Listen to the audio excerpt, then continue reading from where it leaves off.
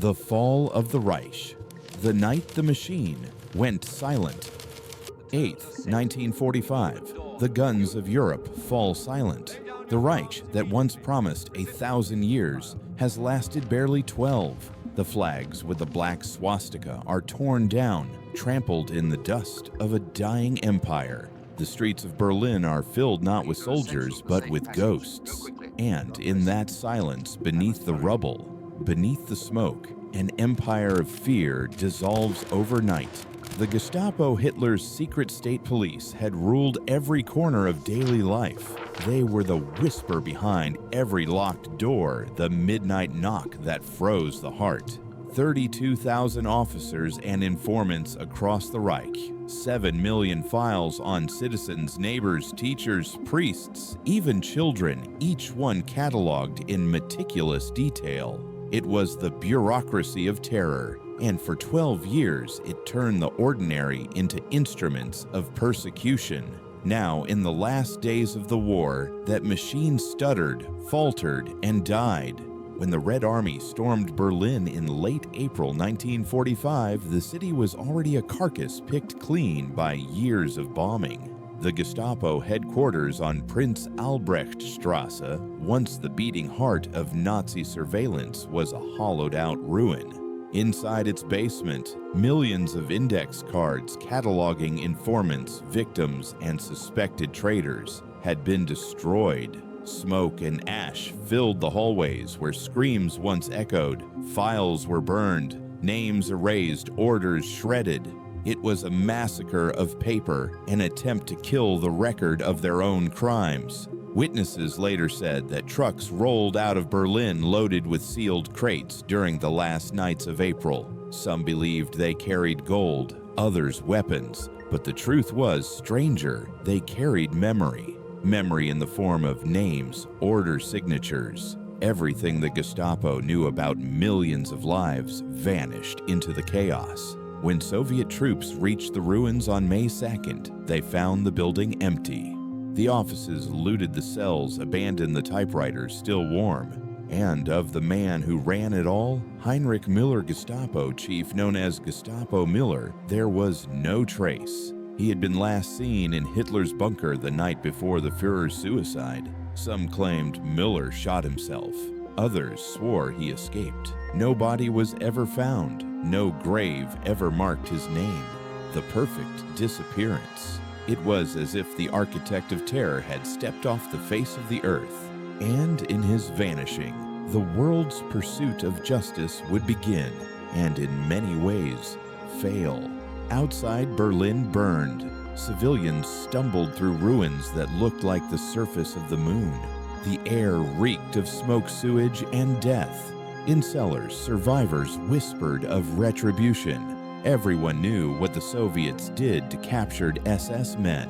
And so Gestapo officers, those once untouchable enforcers of fear, became hunted animals.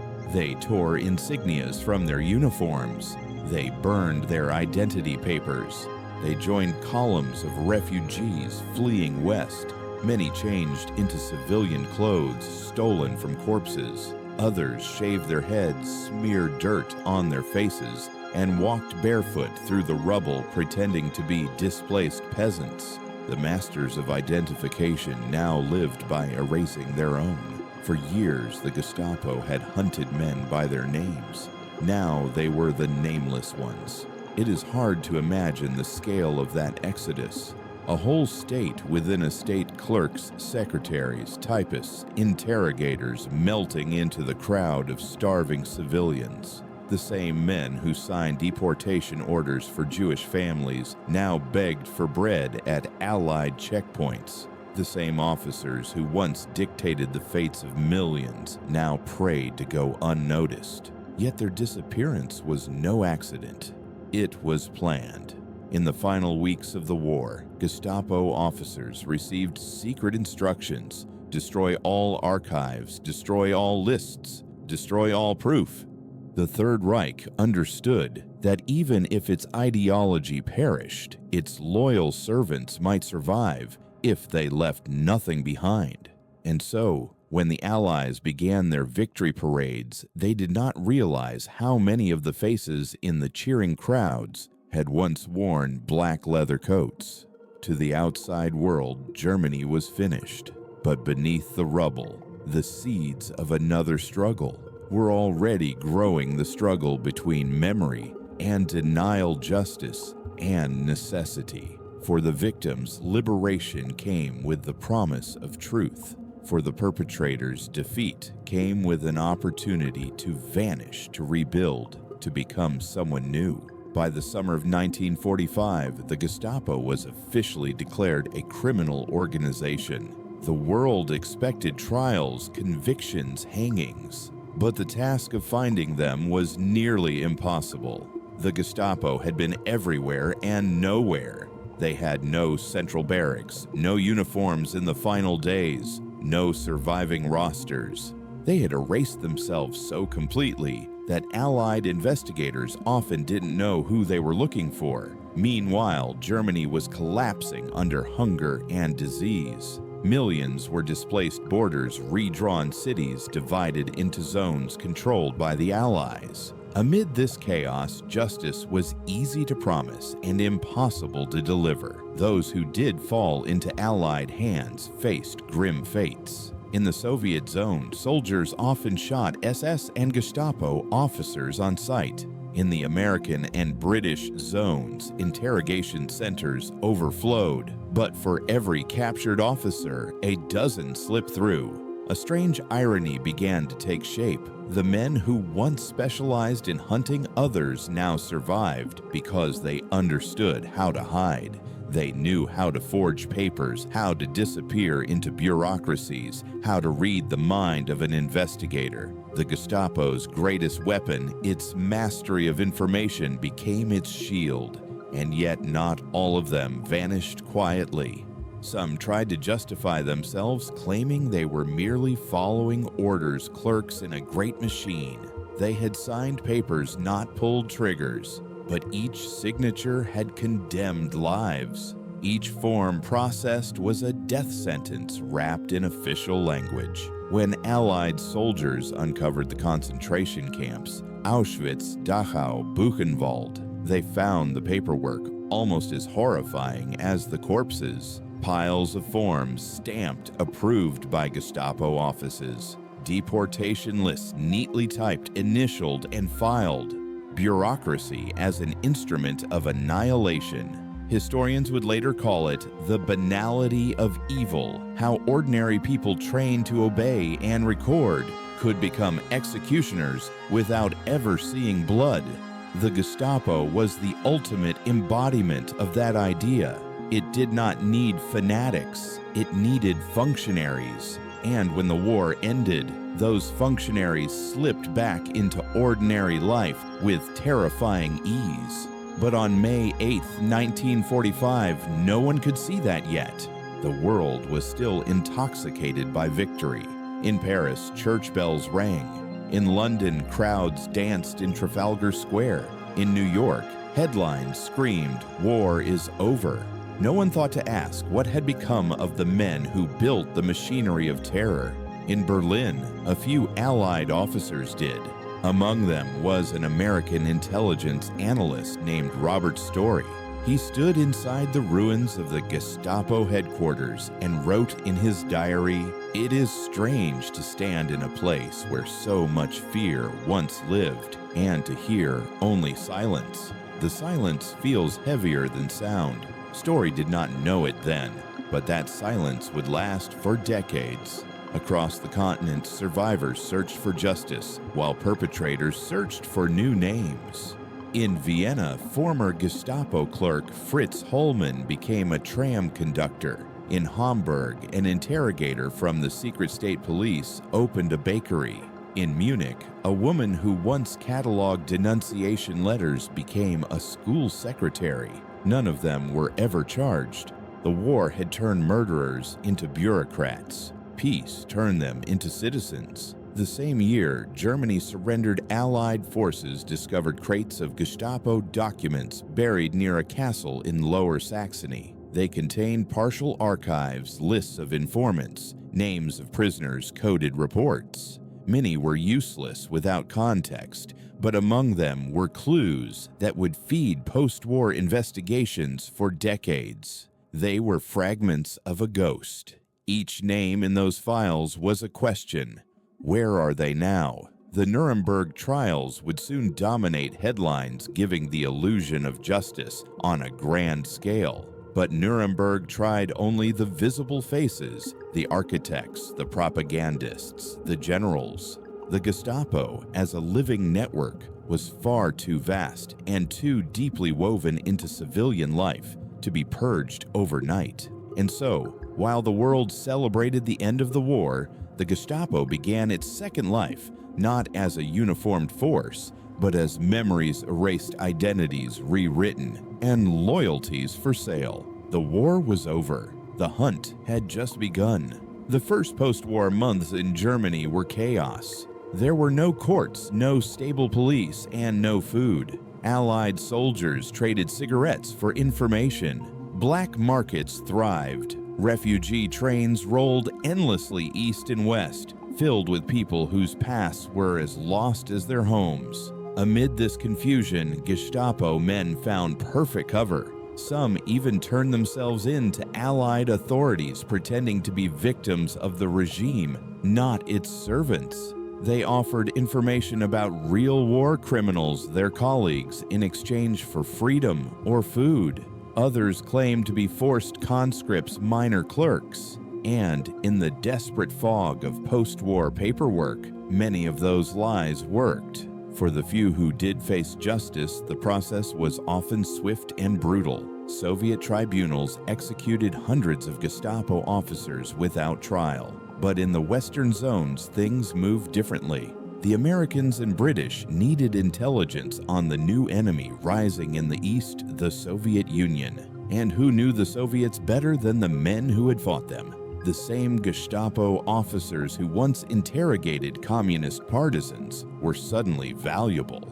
The great moral reversal of the 20th century had begun.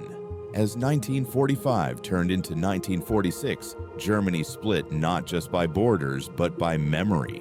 One half sought to forget, the other sought to rewrite. Allied archives filled with testimonies, but no one could follow every lead. Too many names, too many lies. In this void of accountability, new myths began to grow. The myth of the clean Wehrmacht, the obedient bureaucrat, the small cog in a big machine.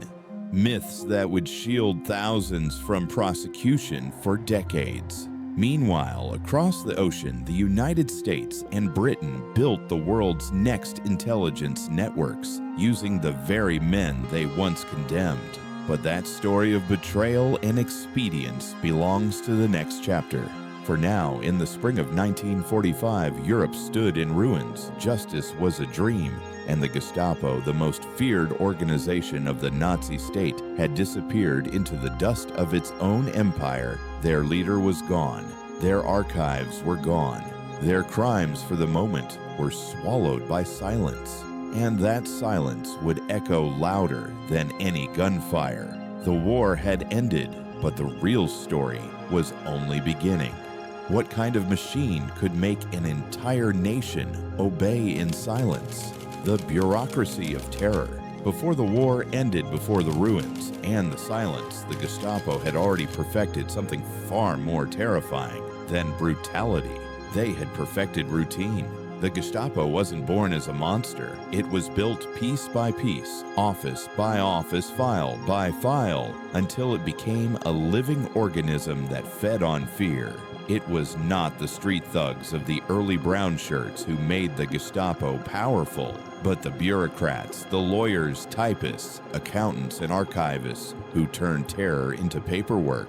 In the early 1930s, when Hitler consolidated power, the Gestapo began as a modest branch of Prussian political police. By 1936, under Heinrich Himmler's command, it became the central nervous system of Nazi control. Within a few years, it reached into every town and city across Germany. Its purpose was simple: to protect the regime by destroying its enemies. but its methods were chillingly efficient. Every home, every conversation, every careless joke about the Führer could become a matter of state security. Ordinary citizens were encouraged to denounce one another. If you see something, say, something wasn't a slogan, it was survival. Husbands denounced wives, students reported teachers, neighbors whispered names. Each denunciation became a form, filed, stamped, cross-referenced. Gestapo clerks sorted these reports not by truth, but by potential danger.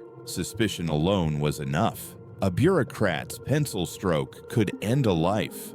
Inside Gestapo headquarters on Prince Albrechtstrasse in Berlin, miles of shelves groaned under the weight of index cards, 4 million of them each representing a soul. Those cards were the DNA of totalitarianism, a record of every informant, every suspect, every interrogation. And at the center of this spider's web sat one man, Heinrich Müller. They called him Gestapo Müller. He was a career policeman, not a fanatic, not even a believer in Nazi ideology.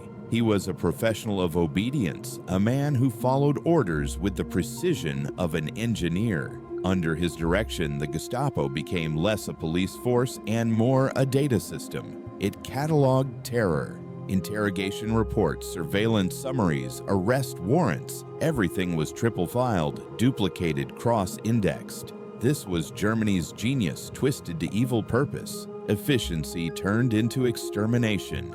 From 1939 onward, as Europe descended into war, this machinery spread beyond the borders of Germany.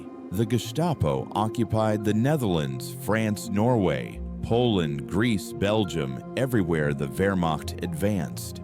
In each conquered land, new offices opened new files, began new names, filled the cards. Each local branch operated with chilling autonomy. They adapted to the local culture, spoke the local language, recruited locals to spy on their own. That was the Gestapo's secret strength. It didn't need to be visible.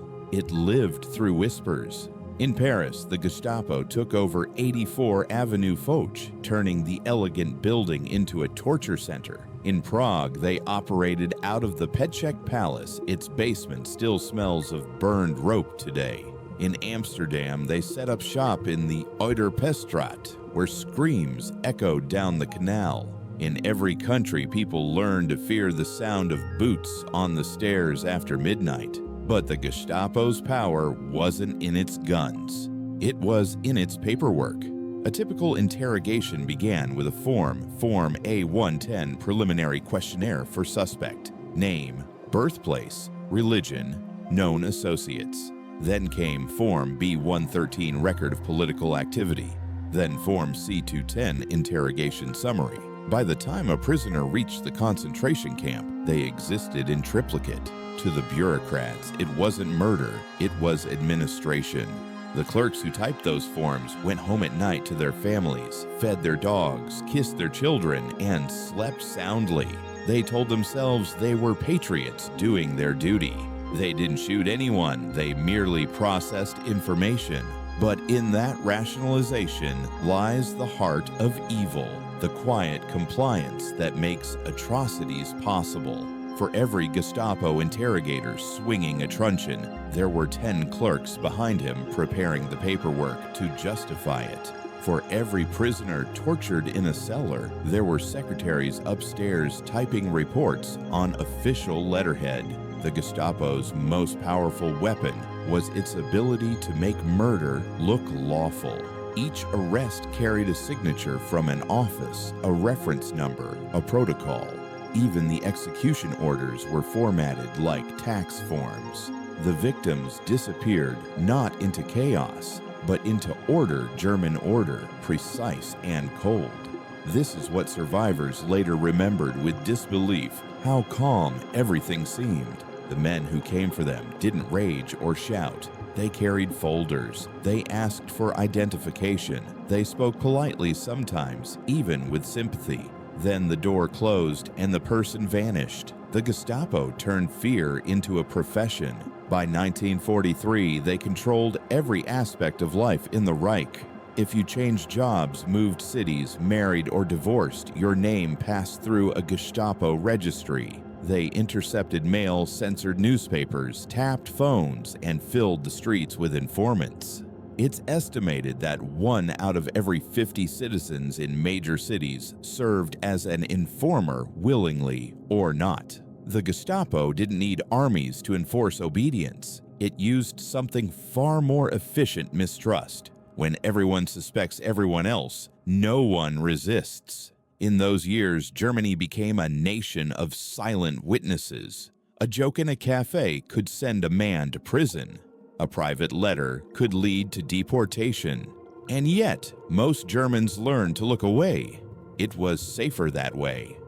The Gestapo rewarded obedience and punished compassion. A man who warned a Jewish neighbor before a raid could share his fate. And so fear became law.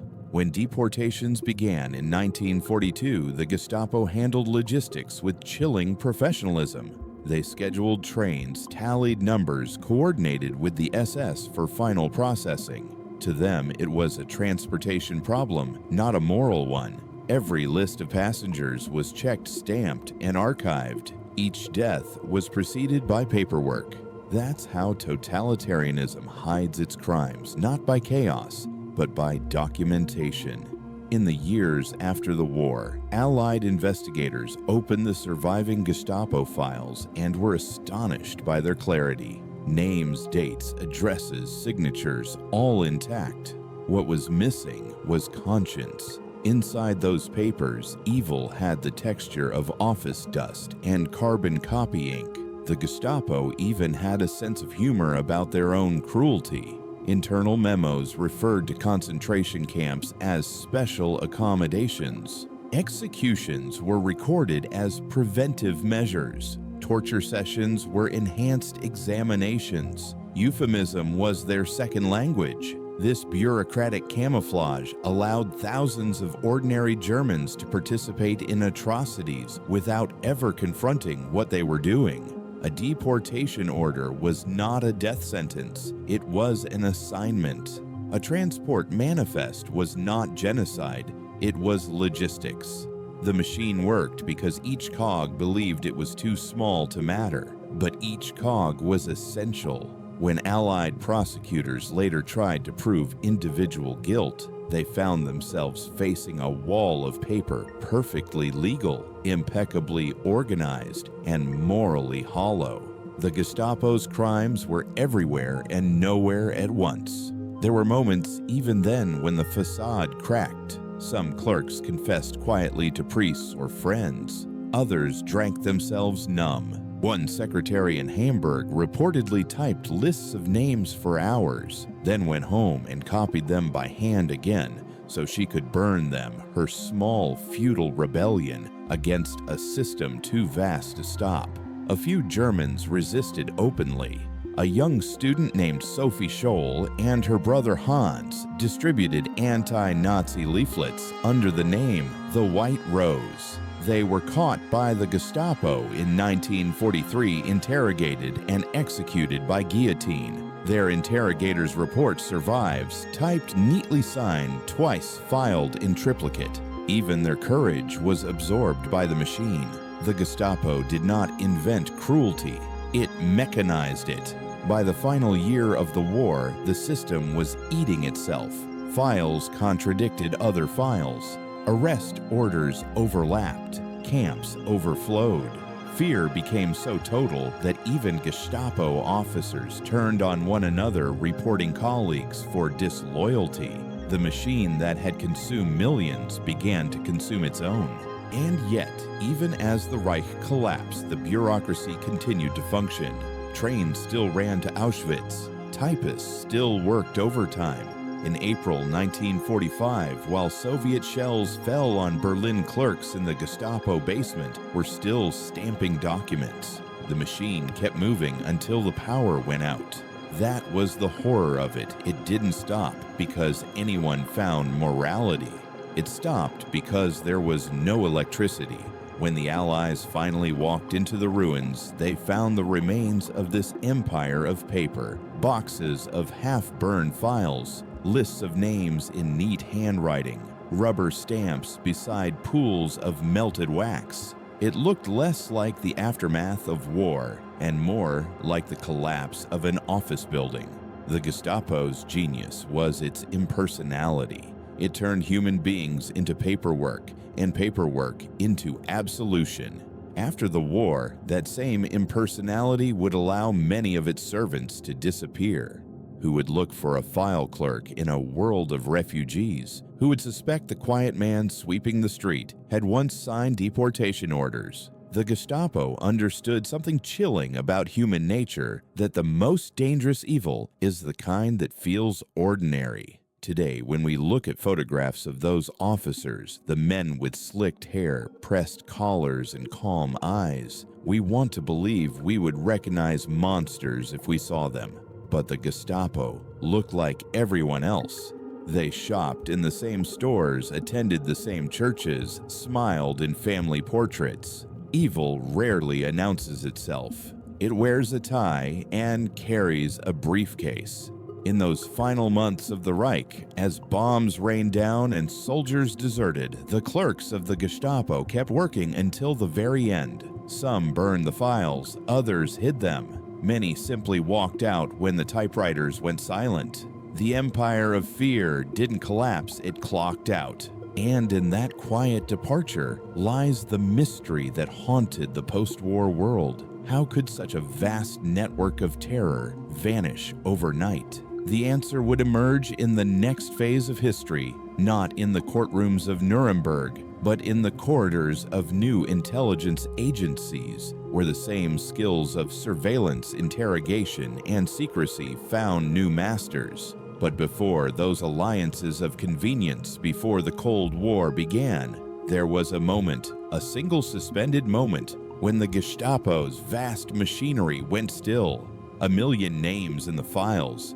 1,000 pens on desks, 100 officers standing before piles of burning paper. Smoke curled upward through the ruins of Berlin, carrying the ghosts of their victims and the ash of their crimes. And somewhere in that smoke, the old world ended and a new, colder one began. The machine of fear had collapsed, but its architects were still out there, hiding, waiting, surviving.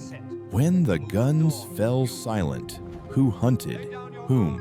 When the war finally ended, the silence was deafening. Europe lay in ruins, a graveyard of nations. The skies that once thundered with planes now carried only the wind. Millions of soldiers wandered home, or what was left of home, through fields littered with bones. The war machine had stopped, but the question that haunted the victors was simple. What happens to the men who ran it? The Gestapo had not vanished by accident. They had planned for defeat. Months before the fall of Berlin, orders circulated through the Reich: destroy all files, all uniforms, all traces. Preserve the Reich by surviving one circular read. The future will need your experience. They weren't wrong.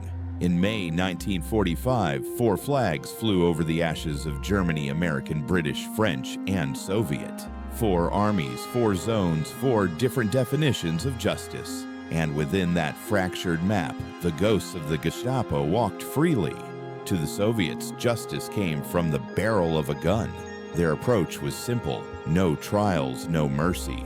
When Red Army patrols caught SS or Gestapo men, they were lined up and shot, sometimes within minutes. Soviet soldiers carried fresh memories of the massacres in Ukraine, Belarus, and Russia. Villages, burned families, executed comrades, buried in pits. For them, there was no distinction between soldier and murderer. The Soviets didn't read the Geneva Conventions. They remembered Babi Yar. But the Western Allies faced a different dilemma. The war in Europe had ended, but another was already beginning: the Cold War. And in that new struggle, the enemy wasn't fascism anymore. It was communism. That shift changed everything. In the American zone, the hunt for Nazis collided with the hunt for intelligence. Men who had been interrogators, spies, and torturers suddenly became useful. The Americans needed information about Soviet troop movements, about communist networks in Eastern Europe, about resistance cells that had once fought the Nazis but were now under Moscow's control. And who knew those networks better than the Gestapo? The files may have been burned, but the men still remembered. By the fall of 1945, American intelligence officers realized that former Gestapo and SS personnel possessed exactly the skills they needed: espionage, counterinsurgency interrogation, and an encyclopedic knowledge of communist organizations. That uncomfortable truth became the foundation of Operation Bloodstone, a classified program to recruit former Nazi operatives for anti-Soviet intelligence work. The logic was cold and pragmatic. Better to use them than lose them to the Russians, one OSS officer said. And so, men who once hunted Jews and resistance fighters were quietly placed on new payrolls. Some were interrogated, debriefed, and released. Others were given false identities, clean papers, and new jobs. Justice turned bureaucratic again, this time in reverse. The most infamous case was Klaus Barbie, the so-called Butcher of Lyon. As head of the Gestapo in occupied France, Barbie had personally overseen torture sessions, deportations, and executions. He should have faced a wall in Moscow or a noose in Nuremberg. Instead, he became an American asset. Barbie knew the French communist underground inside out. That made him valuable in 1946, when the Cold War's first shadows began to fall. U.S. counterintelligence gave him a new name, Klaus Altman, and a new job helping track leftist networks in Europe. For 5 years, the Butcher of Lyon worked for the same side that had vowed to destroy him. He even received a pension. When his usefulness faded, he was smuggled out through Italy and sent to Bolivia, where he lived comfortably for decades under CIA protection. It sounds like fiction, but it wasn't. Across the Western zones, the story repeated itself. Operation Paperclip brought Nazi scientists to America. Operation Bloodstone brought Nazi spies. Both programs served the same purpose: win the next war before it began. Meanwhile, in the British zone, justice moved slower, but no cleaner. The British established a series of interrogation camps: Bad Nendorf, Recklinghausen, and Münsterlager, where suspected war criminals were questioned. Many were Gestapo officers. Some were beaten, others starved. But the British had no appetite for endless trials. Their empire was crumbling, their people starving, their economy shattered. They needed Germany stable, not purified, so they processed the small fish and let the big ones swim away. For every Gestapo man imprisoned, 5 more were released for lack of evidence. And evidence was exactly what the Gestapo had destroyed. The French, consumed by their own post-war purges, focused on vengeance. Resistance fighters hunted collaborators in the streets of Paris, Lyon, and Marseille. Some Gestapo officers were lynched in public squares. Others escaped through Catholic networks that promised Christian mercy to repentant sinners. But mercy had a price.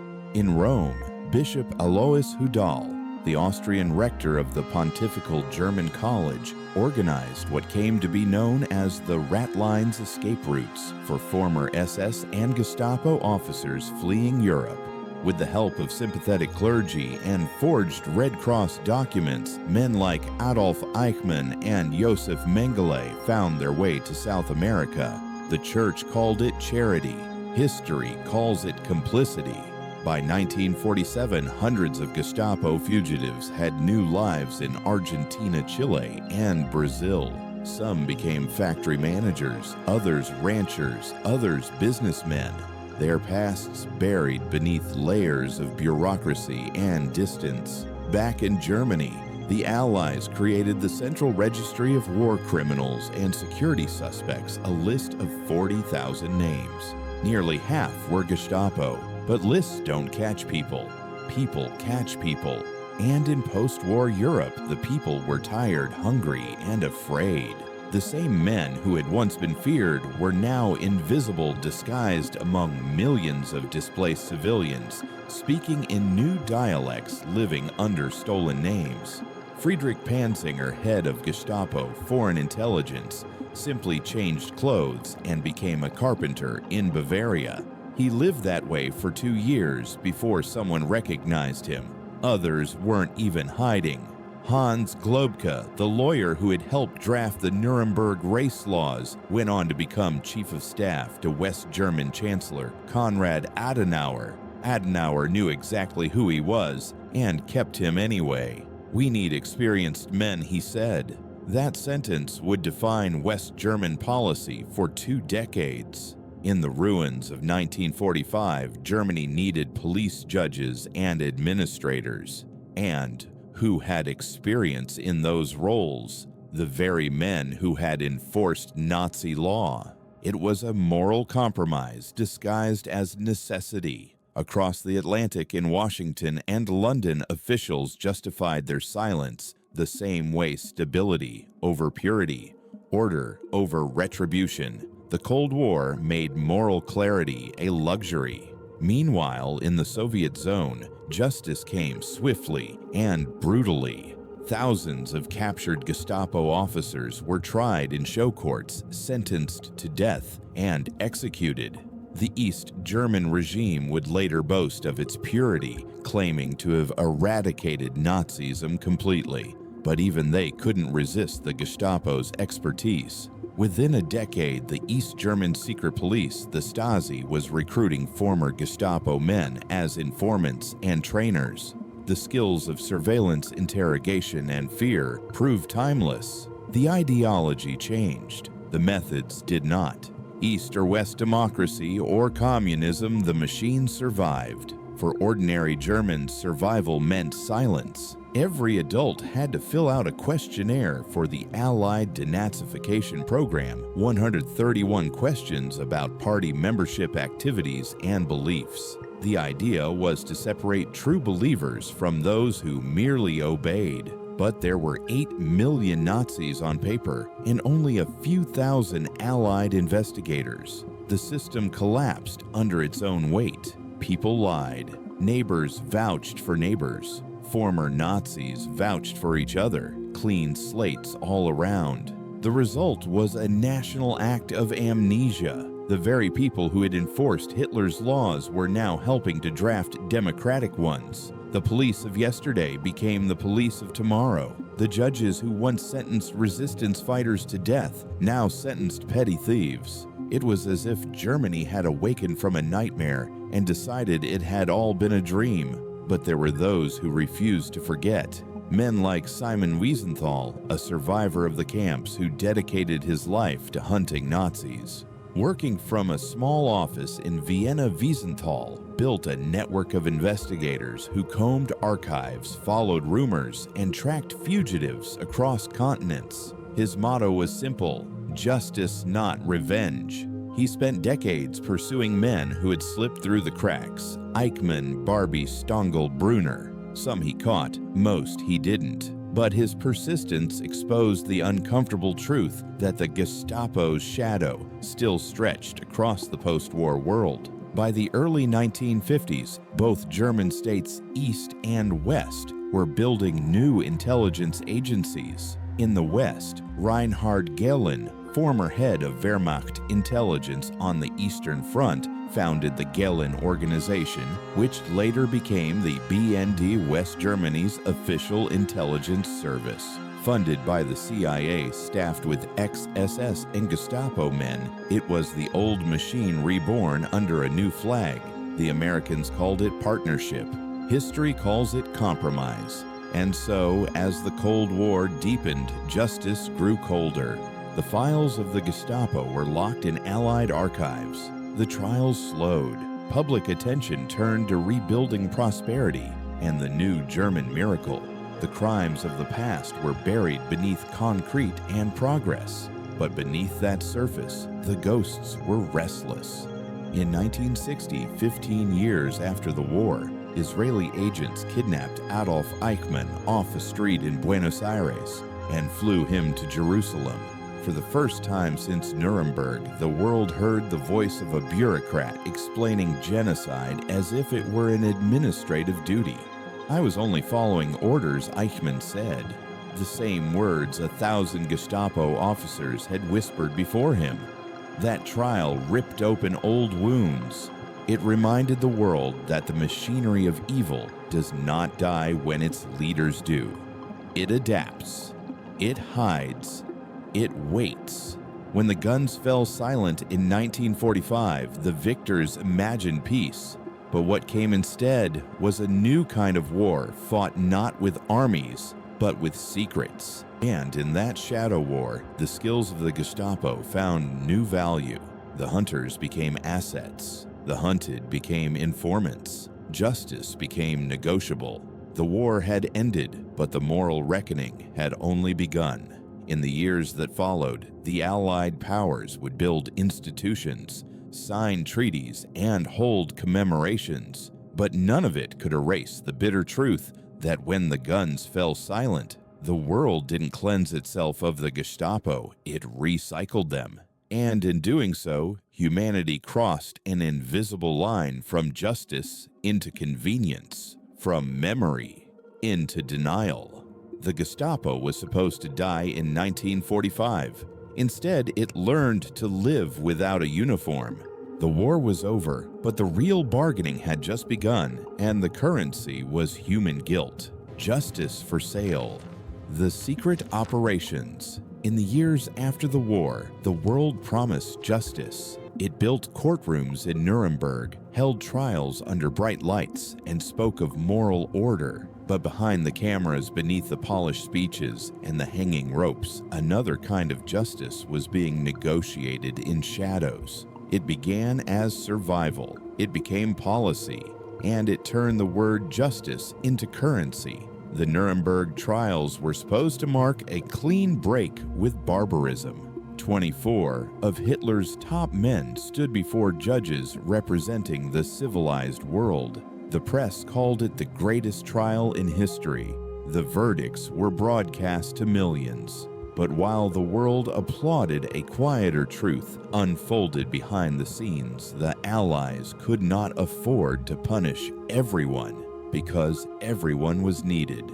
The Cold War had already begun quietly, invisibly. Churchill had spoken of an Iron Curtain. Stalin was fortifying the East. And in Washington and London, planners realized the old Nazi networks, its spies, scientists, and police might now serve a new purpose. The Gestapo, once the enemy of humanity, was becoming a valuable commodity. In 1946, under the code name Operation Paperclip, the United States began transferring hundreds of German scientists to America. Officially, they were engineers, rocket experts, physicists. Unofficially, many had worn SS uniforms and overseen slave labor at camps like Dora Mittelbau. Werner von Braun, the brilliant architect of the V-2 rocket, had designed his weapons using prisoners who were worked to death underground. After the war, he became a celebrated NASA pioneer. The same rockets that once bombed London would later launch men to the moon. It was not redemption, it was convenience. And what Paperclip did for science, Operation Bloodstone did for espionage. Approved in 1948, Bloodstone sought to recruit anti-communist specialists from across Europe, men with experience in sabotage, interrogation, and counterintelligence. The paperwork never used the word Gestapo. It didn't have to. Everyone knew who they were hiring. Klaus Barbie, the Butcher of Lyon, was only the most notorious example. There were hundreds more intelligence officers, propagandists, even camp administrators. They provided information on Soviet networks, communist parties, and resistance groups that had survived the war. In exchange, they received money homes, passports, and silence. Justice, once blind, now wore a blindfold by choice. One American officer described it bluntly in a declassified memo. Some of these men are criminals. Yes, but the Russians would use them if we don't. The moral argument is irrelevant. The strategic one is decisive. And so, the United States, the same nation that helped expose the horrors of the Gestapo, quietly began to fund the men who built it. Meanwhile, in Germany, Reinhard Gehlen, Hitler's master of Eastern Front intelligence, was building his own empire of spies. The Americans gave him $4 million in office in Bavaria and total freedom to recruit whomever he wanted. He called his new organization simply the Org. Half his agents were former SS or Gestapo.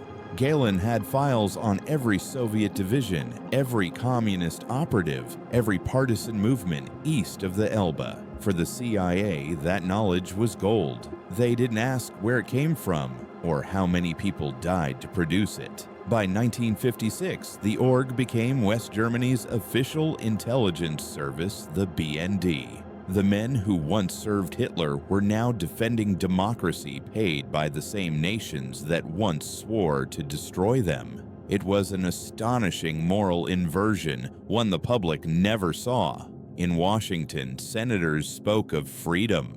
In Langley, men in gray suits reviewed lists of names, each one a former war criminal turned informant. The world had split into two camps, and ideology forgave everything. In those years, justice was not determined by guilt, but by usefulness.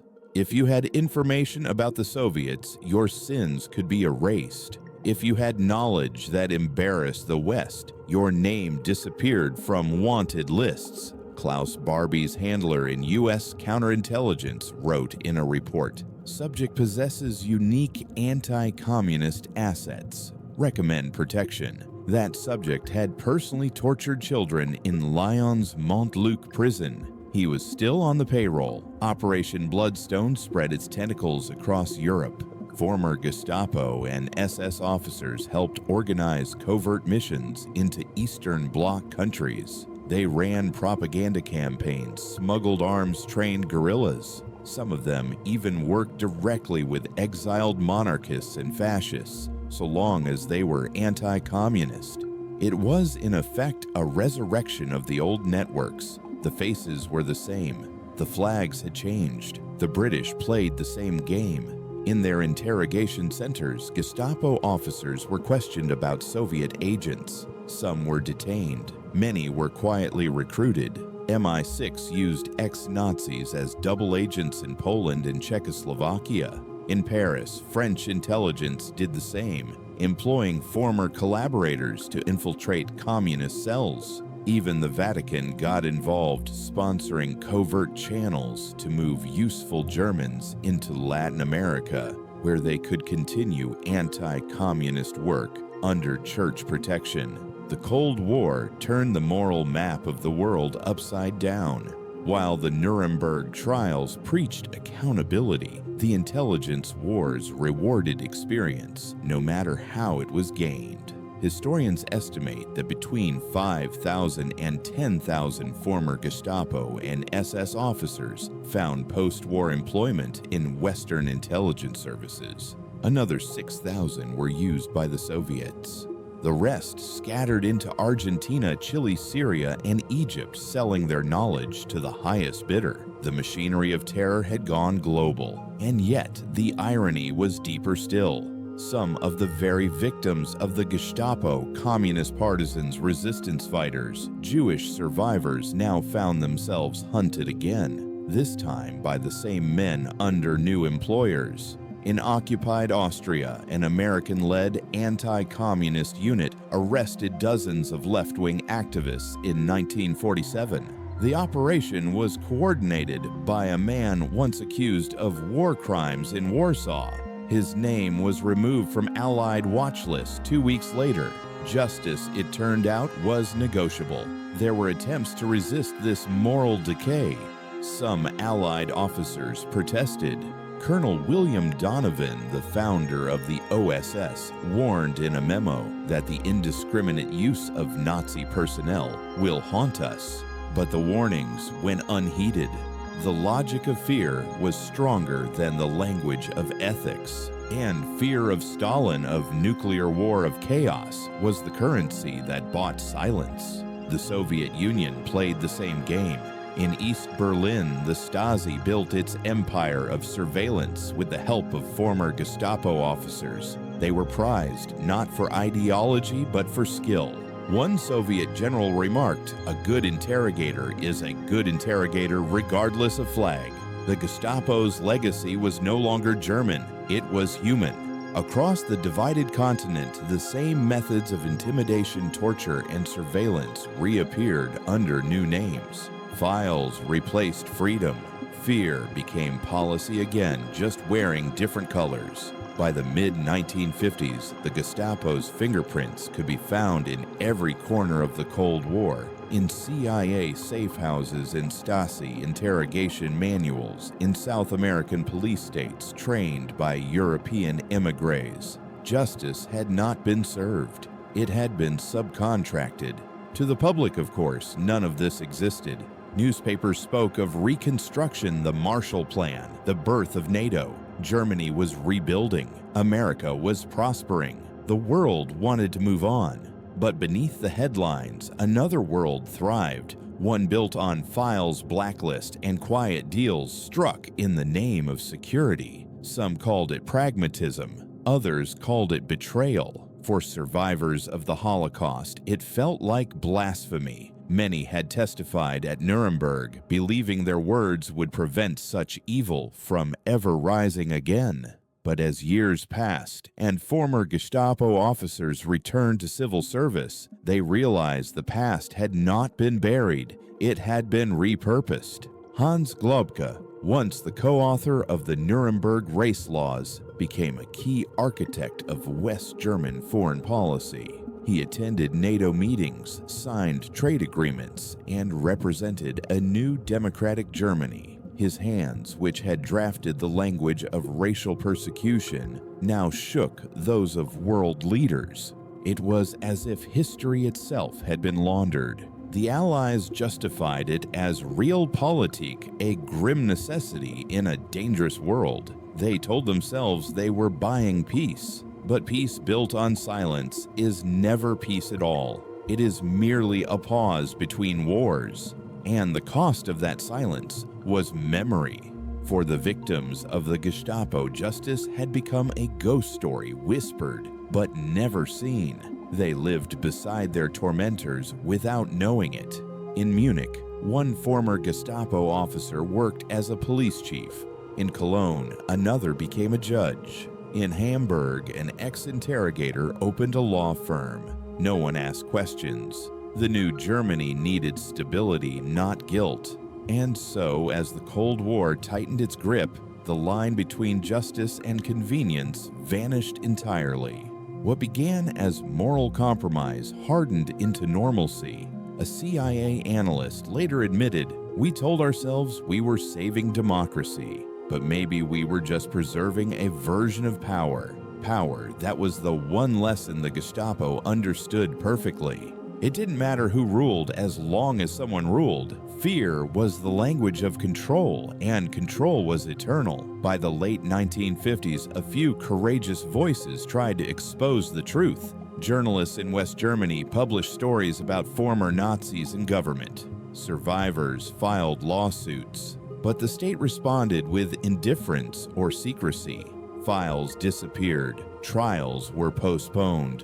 The statute of limitations expired. Justice wasn't just for sale anymore. It had been discontinued. Decades later, when historians finally gained access to declassified archives, they discovered how systematic the betrayal had been. Thousands of pages of correspondence between American and German intelligence showed deliberate protection of war criminals in exchange for information. In one letter from 1949, a CIA station chief wrote subject Klaus Barbie, recommendation release under controlled supervision. Value to anti-communist operations outweighs legal complications. That single sentence summed up an era. The world had decided that truth was negotiable, that some crimes were too inconvenient to punish, that morality could be postponed in the name of strategy. But there are no secret operations that stay secret forever. In 1983, 40 years after the war, journalists in France finally tracked Klaus Barbie to Bolivia.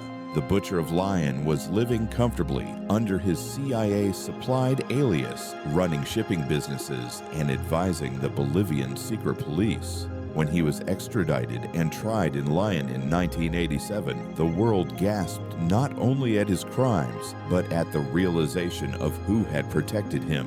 The trial revealed what Nuremberg had not, that the line between justice and politics had long been erased.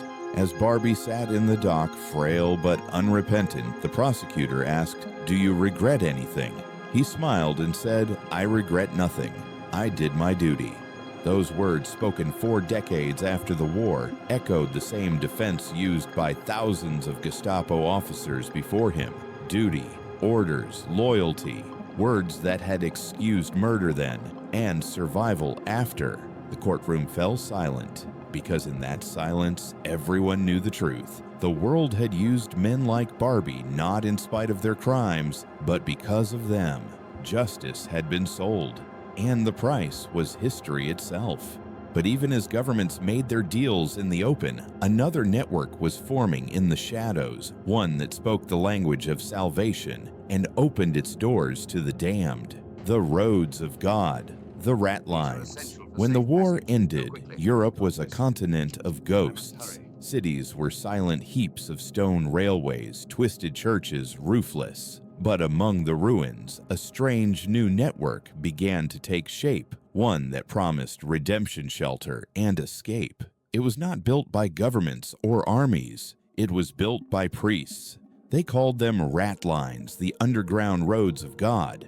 And through them, some of history's worst men found salvation in a collar, a cassock, and a lie. It began innocently enough.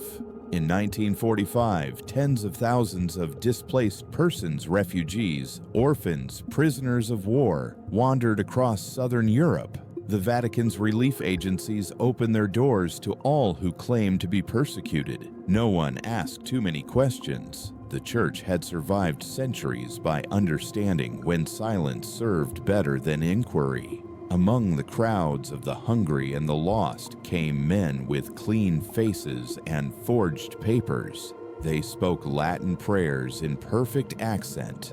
They quoted scripture, but the ink on their baptismal certificates was still wet, and the names on them were borrowed from the dead. They were SS officers, Gestapo agents, and collaborators seeking refuge, not from bombs now, but from justice. At the heart of this network stood Bishop Alois Hudal, an Austrian theologian living in Rome. Before the war, Hudal had praised Hitler as the defender of Europe against Bolshevism. After 1945, he called himself a man of mercy. He ran the Austrian seminary on Via Julia, a quiet complex of cloisters, courtyards, and confessionals that became the spiritual border crossing of the Nazi underground. Hudal believed sincerely, or said he did, that the Nuremberg trials were revenge, not justice.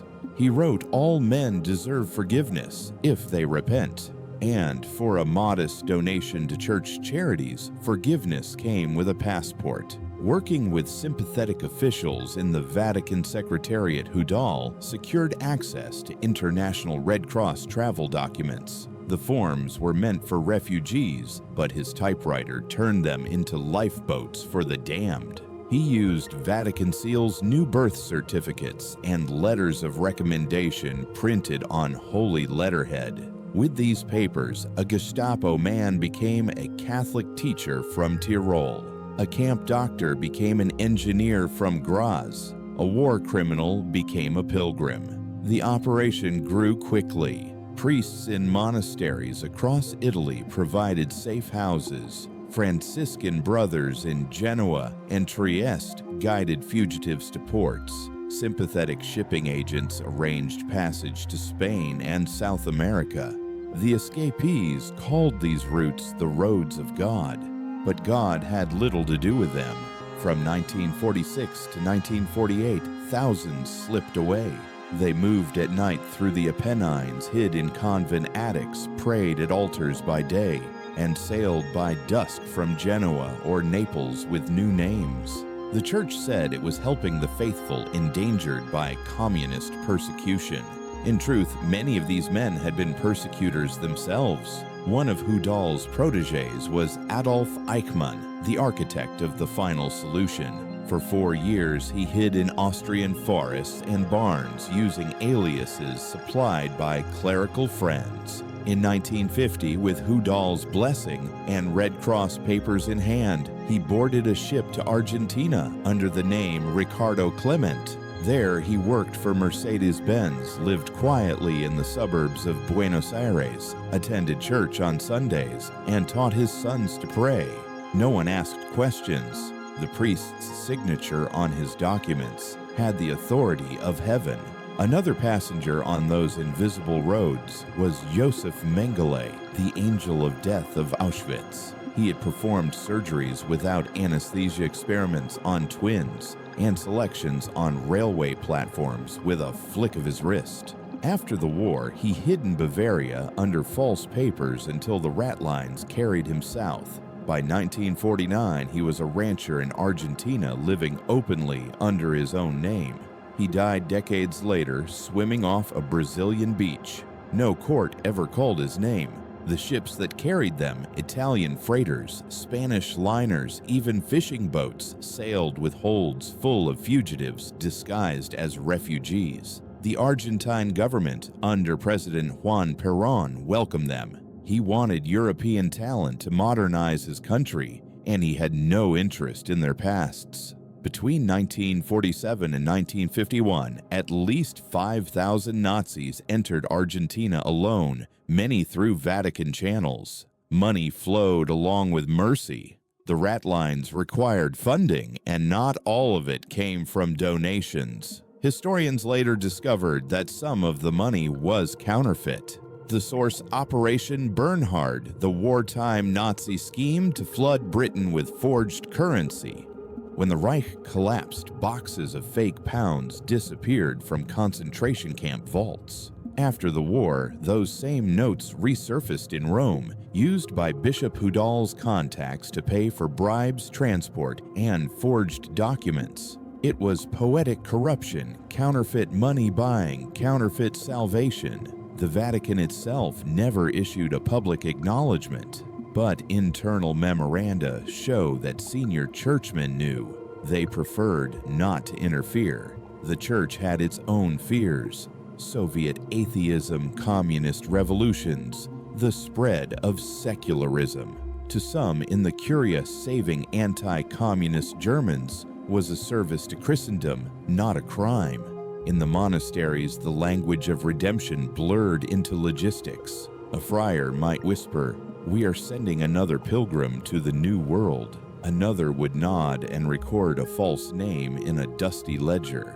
Confession became passport control. But not all priests agreed. Some were horrified. Father Benno Schwicker, a Franciscan who sheltered refugees in northern Italy, later wrote, "We saw the mark of Cain on their foreheads. To hide them was to share their sin. He was ordered to remain silent. Obedience once again trumped conscience. For the Allies, the ratlines posed a dilemma they pretended not to see. British and American intelligence both received reports about Nazi escapes through church channels. But confronting the Vatican meant risking political disaster in Catholic Europe.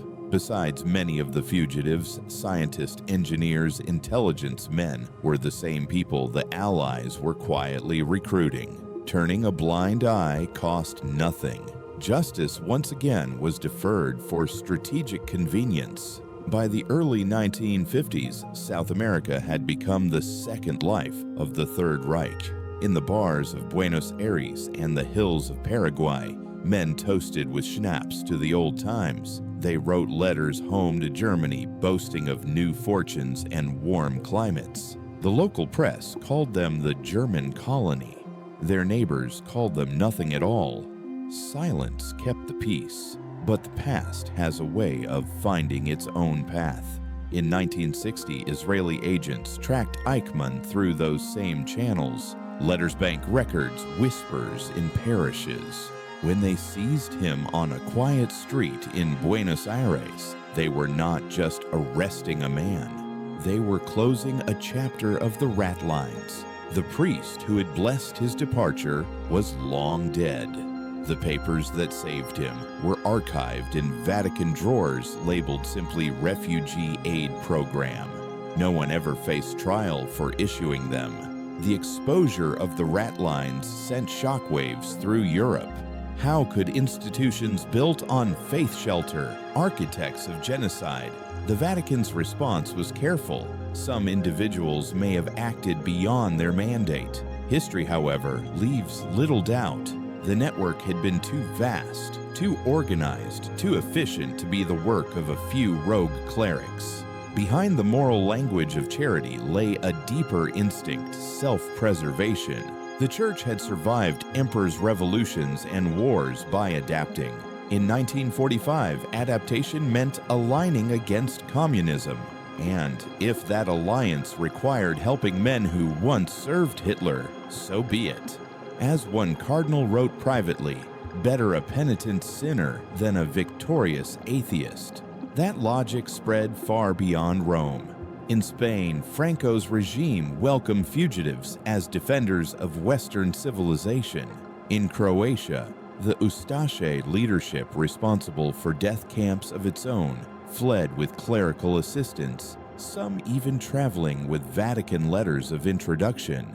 In Austria, convents hid SS officers under assumed names until the heat passed. From there, they slipped south, always south, toward ports where forgiveness had a boarding time. For the survivors of the Holocaust, these revelations were unbearable. They had testified in courtrooms believing the world would never again excuse evil. Now they learned that priests had baptized it. Simon Wiesenthal called the ratlines the second crime. He meant that every forged passport was not just an escape from justice, but an erasure of memory. To forgive without repentance is to rewrite history, and that is a sin of its own. In later decades, when church archives slowly opened, researchers found the paper trail, intact baptism certificates, shipping manifest letters of recommendation for men whose signatures had once condemned thousands. Many were typed on Vatican stationery bearing the embossed keys of St. Peter. Each sheet of paper was a small act of blasphemy dressed as mercy. Yet within this darkness there were slivers of light. A few priests refused to cooperate. In Genoa, Father Carlo Pecorini turned over fugitives to the Allies instead of hiding them. In Rome, a young Monsignor named Angelo Roncalli, later Pope John XXIII, secretly aided Jewish survivors, not Nazis, forging baptism papers to save them from deportation. History, as always, is made of contradictions. One collar hides evil, another redeems it. By the time the ratlines finally began to close in the mid-1950s, their work was done. Thousands of former Gestapo, SS, and collaborators had vanished across oceans. They built new lives in Chile, Brazil, Paraguay, and especially Argentina, where the children of war criminals grew up under southern suns, speaking German at home, learning Spanish in school, and never asking what their fathers had done. It took decades for truth to reach them. When Nazi hunters finally arrived in the 1970s and 80s, many of those children answered the door, confused, polite, and frightened. To them, their fathers were respectable men, farmers, teachers, shopkeepers. They did not know that the kindly old man on the porch had once signed execution orders or commanded a firing squad. The roads of God had not only saved lives, they had rewritten them. And still in the archives of Rome, the files remain. Bound in leather, stamped with red wax, marked Confidential Refugee Assistance. Inside are the names of thousands. Some historians believe the list could fill 10 volumes. The Vatican to this day has never published it in full, perhaps because the truth is too heavy for absolution, perhaps because the Church fears what it already knows, that between sin and salvation lies a corridor of silence, and in that corridor, history loses its way. The ratlines remind us that evil rarely dies. It migrates. It changes uniforms, languages, and prayers. It travels light, carrying only memory and the blessing of forgetfulness. They were called the roads of God. But for those who followed them, they led not to heaven, but to exile, an exile where guilt was hidden beneath sunlight and forgiveness was written in someone else's name. Part 6, the failure of denazification. The ships that carried fugitives across the Atlantic were still leaving port when a new promise was being written in Europe, a promise that Germany would cleanse itself. The Allies called it denazification, a word heavy with hope and hypocrisy. It was supposed to be the antidote to the ratlines, the bureaucratic purge that would separate guilt from innocence, crime from obedience. But as history would learn, you can't rebuild a nation while tearing out its foundation. The plan looked perfect on paper. Every adult German, from factory worker to minister, would complete a Fragebogen, a questionnaire of 131 questions about their role in the Third Reich. Each form asked, were you a party member? Did you hold office? Did you attend Nazi training?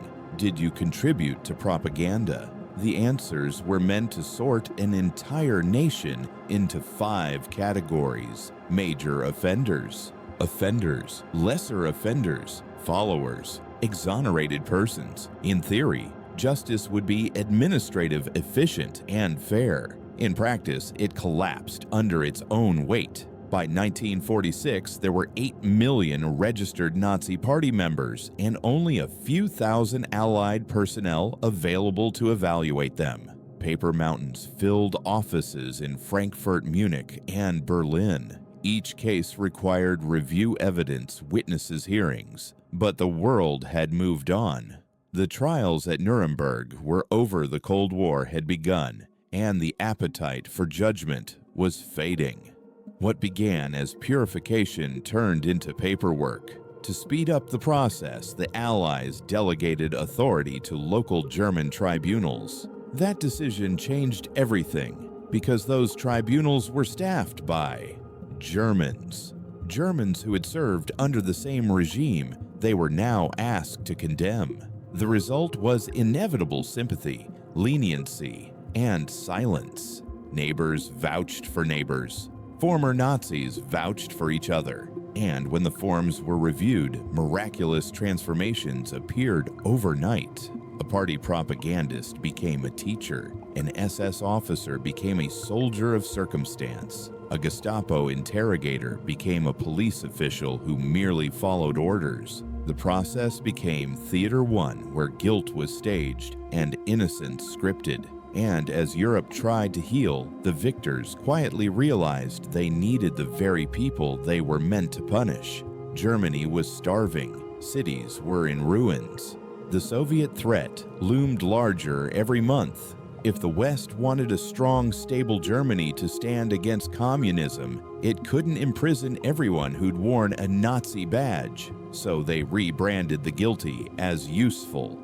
Hans Globte, the man who had written the legal commentaries justifying the Nuremberg race laws, was cleared of major offenses. A few years later, he became chief of staff to West Germany's first post-war chancellor, Konrad Adenauer. The chancellor knew exactly who he was and didn't care. Germany must move forward, Adenauer said, but forward meant walking on bones. Across ministries, the old order quietly reformed. Judges who had sentenced resistance fighters now presided over democratic courts. Police chiefs who once served the Gestapo now enforced West German law. University professors who had lectured on racial purity returned to their podiums. Denazification hadn't cleansed Germany. It had legalized forgetting.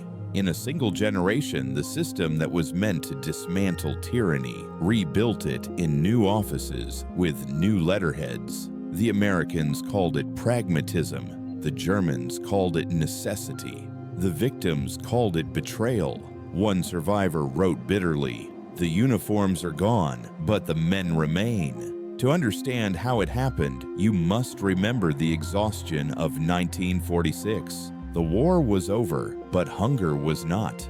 Millions of refugees expelled from Eastern Europe crowded into the Western zones. Famine, disease, and chaos reigned. To the Allies, the enemy was no longer Nazism, but collapse itself. And so moral clarity gave way to triage. Factories reopened under the supervision of former party members. City halls staffed themselves with the only men who understood bureaucracy, those who'd run it for Hitler. Even schools rehired teachers who had once taught the creed of racial superiority. The logic was cruel but simple. Someone had to keep the lights on. By 1948, denazification was effectively over. The questionnaires still existed, but they were gathering dust. The files were sealed, the trials discontinued. And as West Germany was born out of occupation, its government quietly adopted many of the same officials the Allies had once promised to remove. Meanwhile, the East German state took the opposite approach, at least on paper. Under Soviet occupation, the new socialist regime declared itself anti-fascist. It held show trials, executed hundreds of former Nazis, and boasted of moral purity. But behind closed doors, the same pattern emerged. The Stasi, East Germany's new secret police, eagerly recruited former Gestapo agents. They had experience, discipline, and most importantly, knowledge of how to control a population through fear. Different ideology, same methods. Across both Germanies, the ghosts of the Gestapo found employment again. In the West, they became intelligence officers for the CIA-funded BND. In the East, they became interrogators for the Stasi. The war had changed sides, not souls.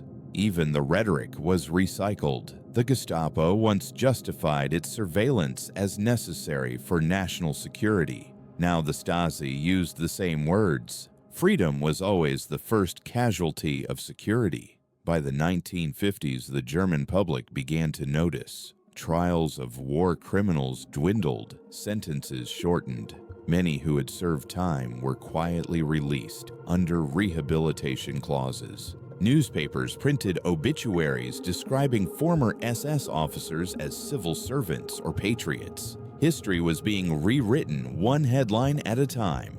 In this new narrative, the Gestapo became a small clique, the SS an aberration the German people misled. It was easier to call Nazism a disease than to admit it had been a choice. A few voices tried to protest. Writers like Hannah Arendt, philosophers like Karl Jaspers, survivors like Primo Levi, they all warned that a nation without memory is a nation without conscience. But post-war Europe preferred comfort to conscience. The Marshall Plan rebuilt cities, not morality.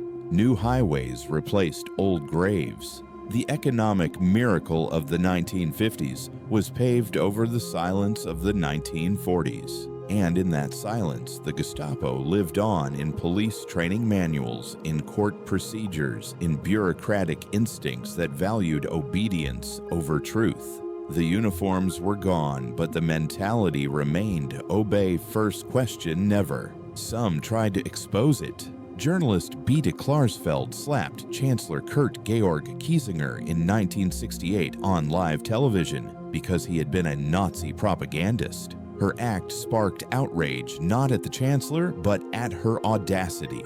Germany still wasn't ready to confront itself. When student movements of the late 60s demanded answers, they found a wall of denial built by their parents' generation. Many of those parents had been party members, Gestapo informants, or silent witnesses. The younger generation called it Vergangenheitsbewältigung, the struggle to overcome the past. It was a struggle Germany had postponed for 20 years. Meanwhile, the legal system quietly worked against justice. Under German law, the statute of limitations for war crimes was 20 years. That clock had started in 1945. By 1965, thousands of cases were closed, not because the accused were innocent, but because time had run out. When the Bundestag extended the deadline in 1969, it was already too late for most. The old men had died, the files had vanished, the evidence had faded. Only a handful were ever brought to trial. Historians estimate that fewer than 5,000 of the Gestapo's 32,000 personnel ever faced serious legal consequences, less than 16%. The rest lived ordinary lives, raising children, collecting pensions, attending church. Justice had turned into paperwork once again. And yet the irony was painful. The very bureaucracy that had executed genocide now provided cover for its perpetrators. The system that once filed death orders now filed pension applications. The same signature that condemned a victim in 1942 approved a retirement in 1962. This was the final victory of the Gestapo, not in war, but in peace. For the victims, it felt like erasure. For the world, it was the price of stability. The Allies called Germany a success story. It had risen from ruins, rebuilt its cities, joined NATO-embraced democracy. But beneath that success lay a moral bankruptcy no amount of prosperity could erase.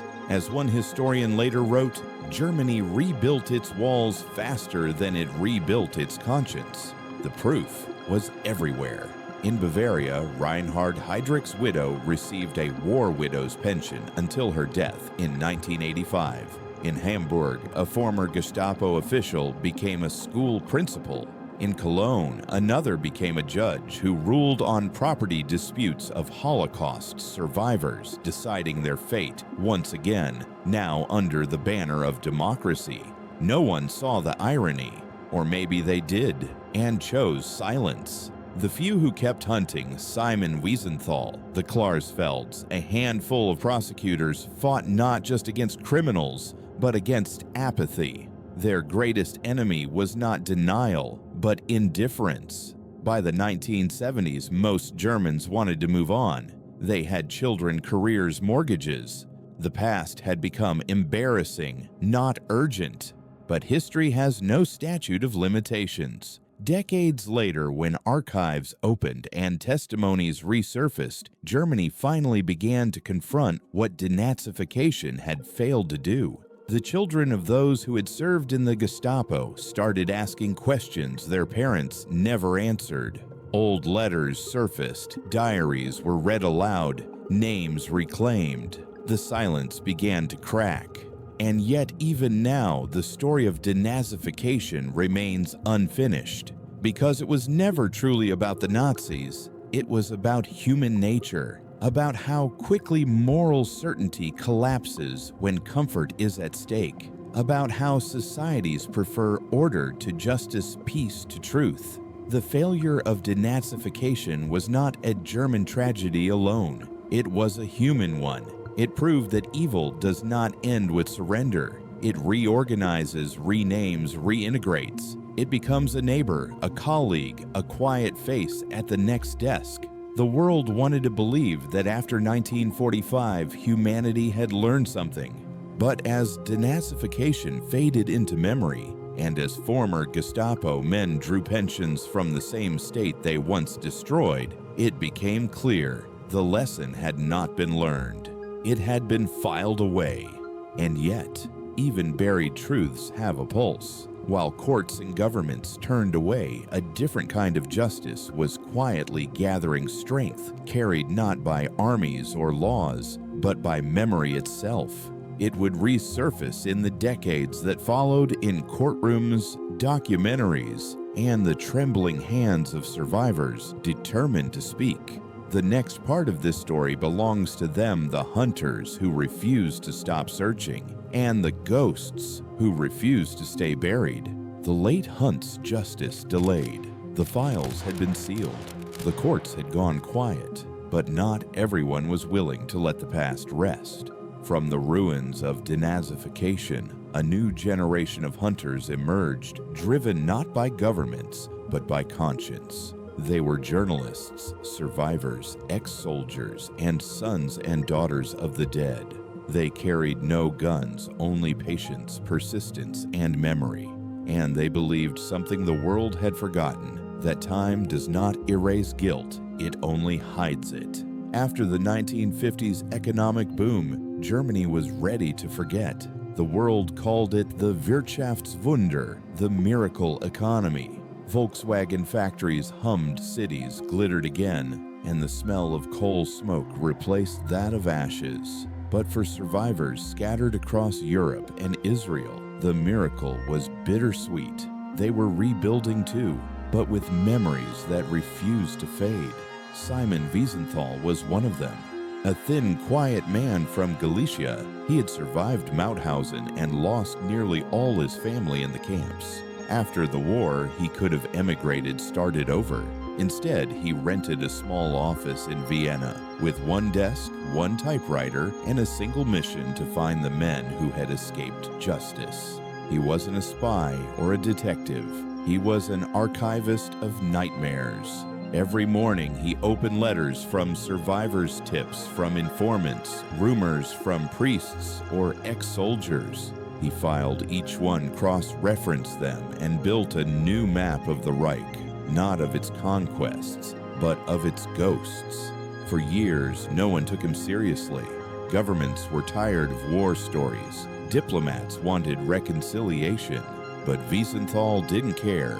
He once said, "When history is written by those who forget, justice must be written by those who remember." In 1960, his persistence bore fruit. A letter arrived from Argentina describing a German man named Ricardo Clement, quiet, punctual, polite, living in a suburb of Buenos Aires. Wiesenthal compared the details with old Gestapo personnel lists. The birth date matched. The scars matched. Ricardo Clement was Adolf Eichmann, the architect of the Holocaust. The Israeli Mossad planned and executed a daring operation. One night, they seized Eichmann off a dark street, drugged him, and smuggled him out of Argentina on an El Al flight to Jerusalem. The world awoke to headlines that felt impossible. The Nazi bureaucrat of death captured alive.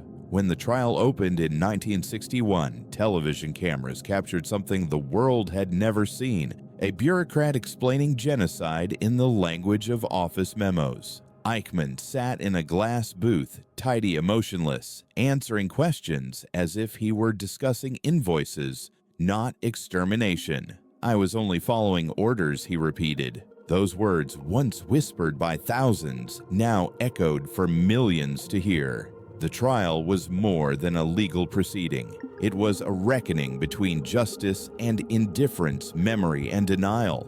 Eichmann was found guilty and hanged in 1962. His ashes were scattered at sea, so his grave could never become a shrine. For a moment, the world believed the story had ended there, but the truth was darker. Eichmann was not the exception, he was the rule. There were thousands more like him living quietly in Germany, Austria, France, even America. Some under aliases, others under their own names, confident that no one cared anymore. And for decades, they were right. It wasn't until the 1960s that cracks began to appear in that wall of silence. A new generation children born after the war started asking uncomfortable questions. Where were you during those years? Father, why are there no Jewish families in our town? Why do you never talk about 1943? The answers were evasive, the guilt inherited. But the question spread.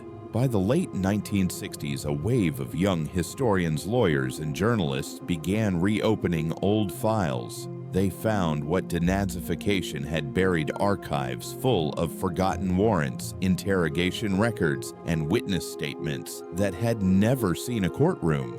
Among the first cases revived was that of Franz Stangl, commandant of Treblinka, one of the most efficient death camps in Nazi-occupied Poland. Under his supervision, nearly 900,000 Jews were murdered in just 13 months. After the war, Stangl fled through the ratlines to Brazil, where he lived for 19 years working at a Volkswagen factory. In 1967, Wiesenthal's team located him. Extradited to Germany, he stood trial in 1970. He was found guilty of mass murder and sentenced to life in prison. The next day, he died of a heart attack in his cell. Justice delayed, perhaps divine in its timing, but still delayed. A few years later in France, Klaus Barbie resurfaced. The Butcher of Lyon had been living comfortably in Bolivia under the name Klaus Altmann. When journalists exposed his true identity in the 1970s, it set off a diplomatic firestorm. Bolivia refused to extradite him for years until public outrage made it impossible to ignore. In 1987, Barbie was finally tried in Lyon for crimes against humanity. He sat in court, old but defiant, and declared, "I have nothing to regret." The verdict, life imprisonment. The moral justice, though late, is still justice. But even as these famous names fell, thousands of smaller ones remained untouched. Many died before charges could be filed. Others benefited from statutes of limitation that expired in the mid-1960s. The law had closed its own eyes. For survivors, it felt like betrayal all over again. The same governments that had promised to hunt every war criminal now spoke of moving on. Prosecutors were told to prioritize reconciliation, not vengeance. Yet, how do you reconcile with ghosts? In the 1970s, the movement for delayed justice found new voices.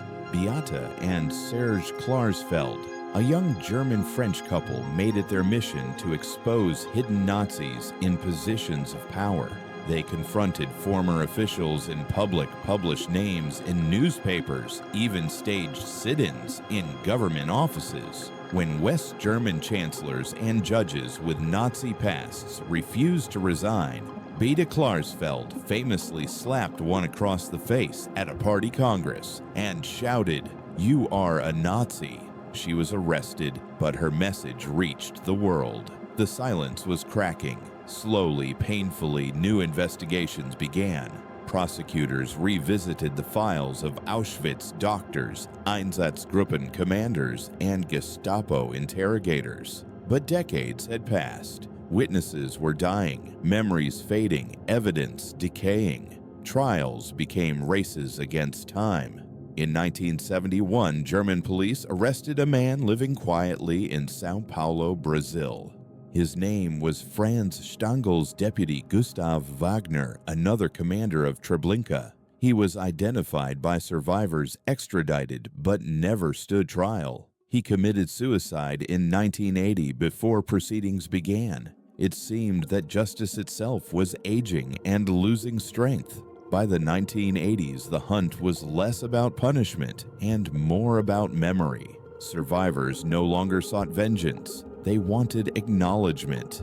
A name in a record, a face in a courtroom, a line in a textbook. They wanted the world to say, "This happened," because forgetting was the final crime.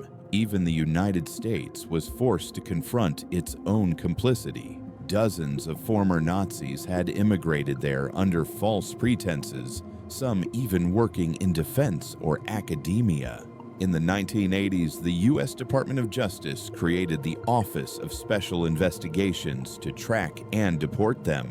Among the most controversial cases was John Demjanjuk, a Ukrainian-born auto worker from Cleveland accused of being Ivan the Terrible, a sadistic guard at Treblinka. He was extradited to Israel, tried, and sentenced to death, but new evidence proved mistaken identity.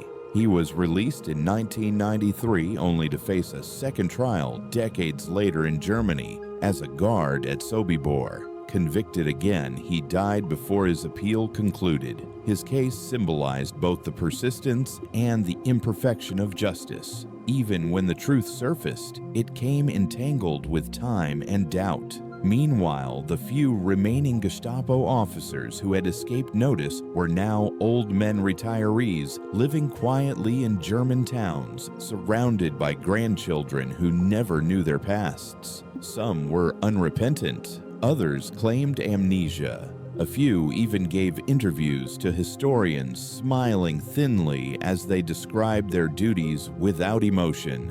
One told a reporter, "We were all victims of the time." It was the final transformation from perpetrators to victims of history. But history remembers differently. In 1983, when Barbie finally faced justice, the world had changed.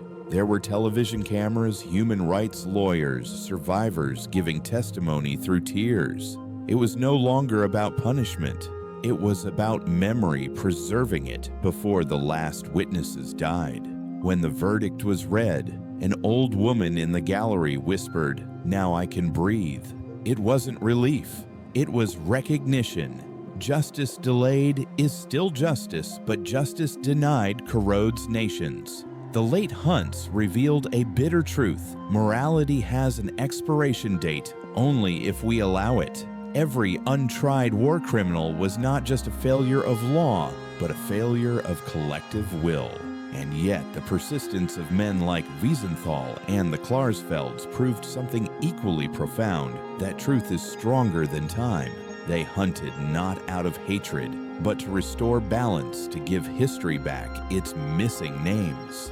Their work wasn't about revenge, it was about responsibility. As Wiesenthal once said, "Survival is a privilege that obligates. I am alive so I can remind the living what the dead cannot say." By the time the last major Nazi trials concluded in the 1980s, the world had changed again. The Cold War was thawing, archives were opening, and a new generation of Germans began visiting places their grandparents had avoided: Dachau, Buchenwald, Ravensbrück. They brought flowers, cameras, and questions. Germany at last was learning to look. But looking is not the same as seeing. The truth revealed another layer of darkness, that while the Gestapo had vanished as an institution, its methods had not. Across the Iron Curtain, both East and West had absorbed its lessons in surveillance control and obedience. The ghosts had multiplied, not disappeared. And so, as the 20th century entered its final decades, a new question replaced the old one. Not where are they now, but what did we become after them? Because justice delayed teaches more than guilt. It teaches continuity. Every file hidden, every trial ignored, every compromise accepted becomes the seed of future silence. And silence, history reminds us, is how it all began. But before history could finally close the ledger on the Gestapo, one last revelation awaited, buried not in law books or courtrooms, but in laboratories, hospitals, and research papers across the free world. It was the darkest inheritance of all, the way the data of death outlived the dead themselves. The legacy of evil silence, science, and the inheritance of fear. The last trials faded from the news. The cameras packed up. The world turned its gaze toward the space age, toward prosperity, toward everything that glittered enough to distract from guilt. But history never truly ends. It only changes its disguise. The Gestapo had vanished, yet its fingerprints remained in files, in methods, in minds. Its victims were buried. Its officers were buried deeper. And still, somewhere between the graves and the archives, the machinery of terror kept breathing through those who studied it, copied it, or quietly benefited from its remains. Because evil doesn't die when it is defeated. It dies when it is understood, and that the world never fully did. In the 1950s and 60s, scientists across the West began publishing studies on human endurance, hypothermia, malnutrition, and genetic development. Buried in their footnotes were anonymous wartime data, 1942-45. No one asked where it came from. Decades later, the truth emerged. Much of that data came from Nazi medical experiments conducted in concentration camps, some designed, funded, or approved by the Gestapo. At Dachau, prisoners were plunged into ice water to test the limits of survival for German pilots. At Auschwitz, Dr. Josef Mengele dissected twins in search of hereditary secrets. At Ravensbrück, women were deliberately infected with gangrene so new antibiotics could be tested. The Gestapo approved every shipment of subjects, every transfer of victims. They signed the paperwork that turned human beings into specimens. After the war, those files were seized by Allied intelligence and then quietly classified. The rationale was chillingly familiar. The data might be useful. In Washington, Air Force medical researchers reviewed the hypothermia reports from Dachau. They used the results to improve pilot survival gear. In Boston, universities incorporated concentration camp data into physiology textbooks. In Europe, pharmaceutical companies used records of Gestapo-supervised drug tests to refine new treatments. No one cited the original source. The word Auschwitz was replaced with unidentified field data. Science had laundered murder into knowledge. The justification was always the same. If we ignore the data, those deaths mean nothing. If we use it, at least some good will come. It sounded logical. It was monstrous, because every number, every graph, every measurement of pain was taken from a body that never consented, from a scream that had been silenced. To use that data was to keep the experiment alive. That was the hidden legacy of the Gestapo, the transformation of cruelty into information and of information into power. They had pioneered the bureaucracy of fear. The modern world inherited its tools. In East Germany, the Stasi perfected mass surveillance using former Gestapo technicians. They mapped personal relationships, cross-referenced phone calls, and built profiles of suspicion precisely the way their Nazi predecessors had. Only the ideology changed. The structure remained. In the West, intelligence agencies studied the Gestapo's interrogation techniques, its psychology of breaking resistance through exhaustion, confusion, and isolation. Those methods reappeared in Cold War manuals rebranded as enhanced questioning. History's poison had been decanted into a new bottle. Even the art of record-keeping, the Gestapo's obsession with documenting every confession, every denunciation, became a model for modern databases. The technology of control had been born in ink and paper. It would grow up in circuits and screens. By the time the Berlin Wall rose in 1961, the Gestapo had ceased to exist in name, but not in spirit. East and West communist and capitalist both inherited its lesson that a state survives not by truth, but by information. The tragedy is not that they learned it. The tragedy is that they admired it.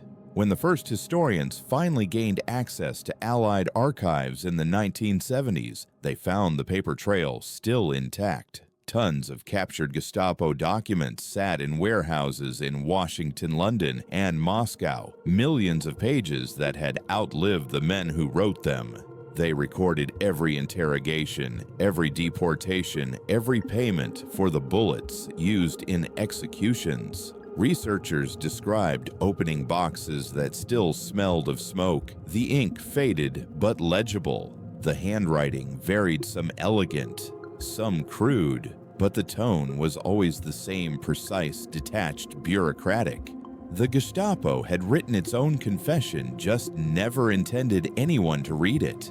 In 1998, construction workers near Berlin uncovered a mass grave, 43 bodies in Gestapo uniforms executed by Soviet troops in 1945. They were the only officers who met immediate justice. The rest had melted into ordinary lives. 2 years later, in 2000, archivists opened a forgotten file from Moscow, labeled Müller-Heinrich. Inside were 2 yellowed pages, name, rank, last seen or as May 1945. No death certificate, no grave, no closure. The man who built the Gestapo had vanished so completely that he became its final secret. His absence became metaphor, because the true grave of the Gestapo was not in Berlin or Moscow. It was in the world that followed it.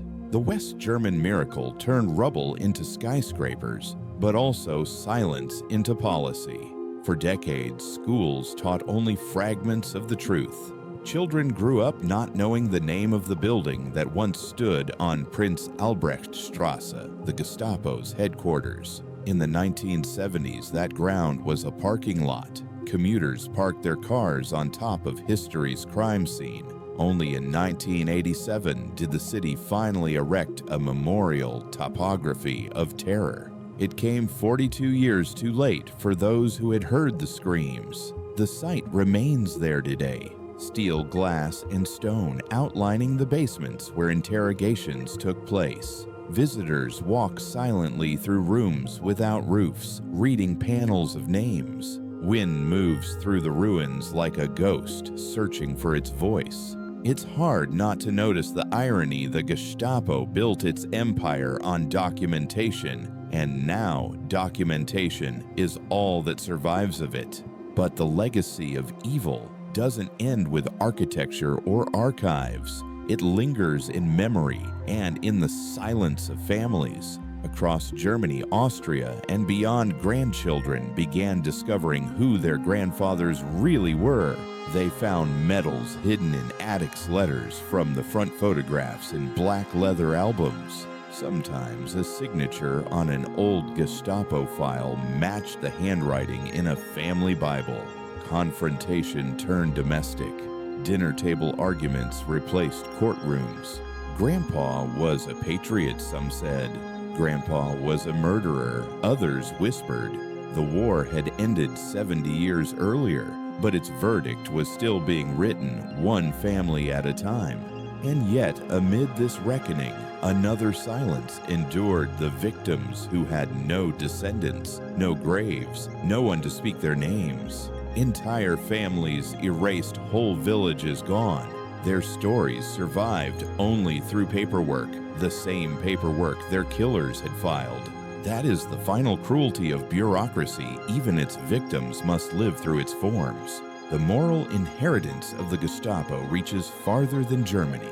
It lives wherever obedience replaces thought, wherever fear becomes policy, wherever institutions prize order over humanity.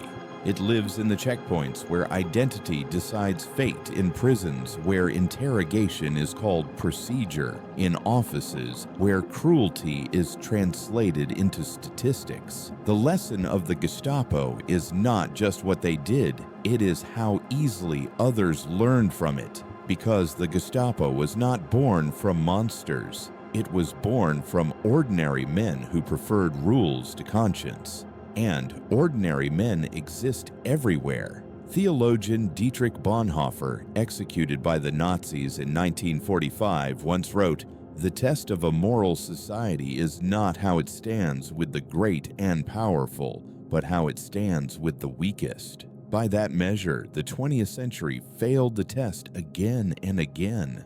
From Chile to Cambodia, from the Soviet gulags to Latin American juntas governments, repeated the pattern: identify, categorize, persecute. Every tyranny since 1945 has carried a little of the Gestapo's DNA. Its tools evolved computers instead of index cards, algorithms instead of informants, but the impulse remained the same: control through fear, fear through information. The question that haunts us is not how the Gestapo died, but how much of it survived in us. In 2009, while renovating an office building in Berlin, workers found a skeleton buried beneath the foundations, a bullet hole in the skull, male, middle-aged.